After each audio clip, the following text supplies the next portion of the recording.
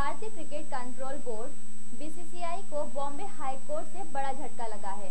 Bombay high court ने IPL spot fixing और सट्टेबाजी पर 2 सदस्यीय कमेटी की जांच रिपोर्ट को खारिज कर दिया है। कोर्ट के इस फैसले के बाद एन श्रीनिवासन की बीसीसीआई में वापसी बहुत मुश्किल है।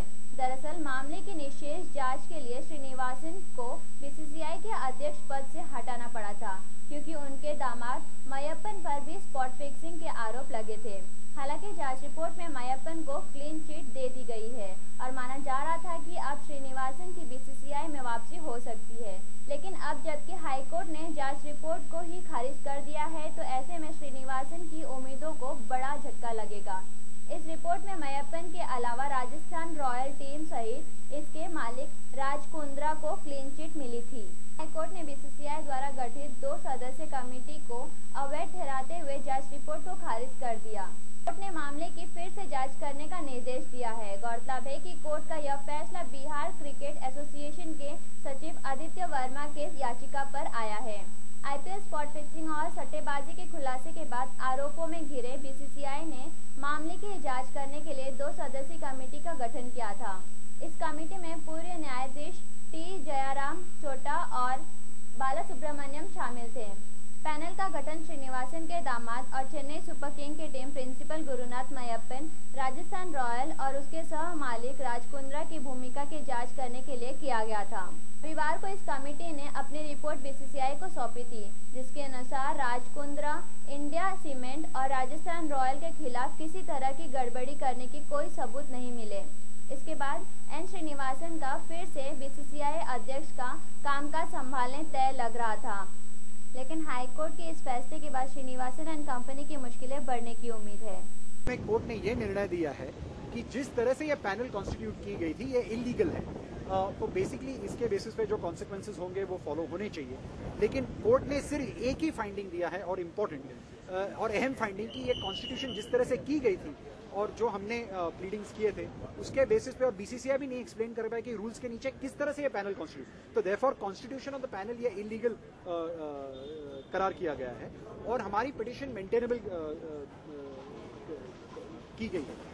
इस हिसाब से हम ये कह सकते हैं सर कि जो रिपोर्ट आई है, जो रिपोर्ट दी गई है, वो भी अनकॉन्स्टिट्यूशनल है, वो कहीं बहुत ज्यादा। देखिए, ये कोर्ट ने नहीं कहा है, क्योंकि जिस टाइम पे ये रिपोर्ट डिसीजन पास किया, जो मैटर होगी, रिपोर्ट कोर्ट के सामने नहीं थी, तो ये कहना गलत होगा कि रिपोर्ट का कोई फाइंडिंग किया। कोर्ट ने, हमने हालांकि प्रेयर की थी रिपोर्ट के बारे में, लेकिन कोर्ट ने उसके ऊपर कोई सुनवाई, मतलब उसके ऊपर कोई फाइंडिंग नहीं दिया। तो क्या अदालत ने एग्जैक्टली फिर कहा क्या, आगे क्या करने को कहा? वो रिस्पोंडेंट नंबर 1 को डिसाइड करना पड़ेगा, लेकिन अहम चीज है कि maintainability of panel is held to be illegal, और यही एक ही डिसीजन है। तो ये कहना कि इससे बेसिस पे क्या होगा, ये बीसीसीआई को डिसाइड करना पड़ेगा। क्या बीसीसीआई को फिर से कोई कमेटी बनाकर प्रेस प्रूफ, वो उनके ऊपर होगा। एक बार अगर कॉन्स्टिट्यूशन इलीगल है तो बीसीसीआई को डिसाइड करने का कि उनके फाइंडिंग का क्या महत्व रहेगा।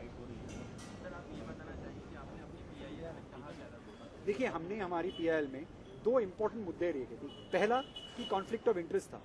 सबसे अहम चीज कि जब प्रो पैनल कॉन्स्टिट्यूट की गई थी तो उस समय पे भी श्रीनिवासन हेल्म ऑफ अफेयर्स पे थे, तो ये बहुत इंपॉर्टेंट हमने कहा गया था। और 2 जून को ही जब पैनल कॉन्स्टिट्यूट जब हुई थी 28 को, तब वो थे और 2 जून को डिसाइड कर चुके थे। तो ये कि इन्फ्लुएंस होगा, ये हमारा पहला मुद्दा था कॉन्फ्लिक्ट ऑफ इंटरेस्ट का। उसके बाद हमने ये भी कहा था कि रूल्स के बेसिस पे भी बराबर कॉन्स्टिट्यूशन नहीं हुआ। सर, हम ये कह सकते हैं कि सर अब बीसीसीआई को नए कॉन्स्टिट्यूशनल तरीके से एक पैनल बनाना होगा। जी, मेरे ख्याल से बीसीसीआई को ये जजमेंट, और हमको भी ये जजमेंट पढ़ना पड़ेगा डिटेल में, क्या ऑब्जर्वेशन है। मेरे ख्याल से बीसीसीआई को एक निर्णय लेना पड़ेगा कि जब ये पैनल ही गलत है तो उनके डिसीजन का क्या इम्पैक्ट होगा, ये बीसीसीआई को डिसाइड करना पड़ेगा। हालांकि कोर्ट के सामने कोई कमेटी की रिपोर्ट, प्रो पैनल की रिपोर्ट नहीं थी, तो कोर्ट ने कमेटी की रिपोर्ट के बारे में कुछ तरह से कुछ भी नहीं कहा है। सर, नेक्स्ट डेट कभी कुछ है? नेक्स्ट डेट के बारे में कुछ? पिटिशन तो होगी। पिटीशन क्या थी, प्रेयर्स क्या थे?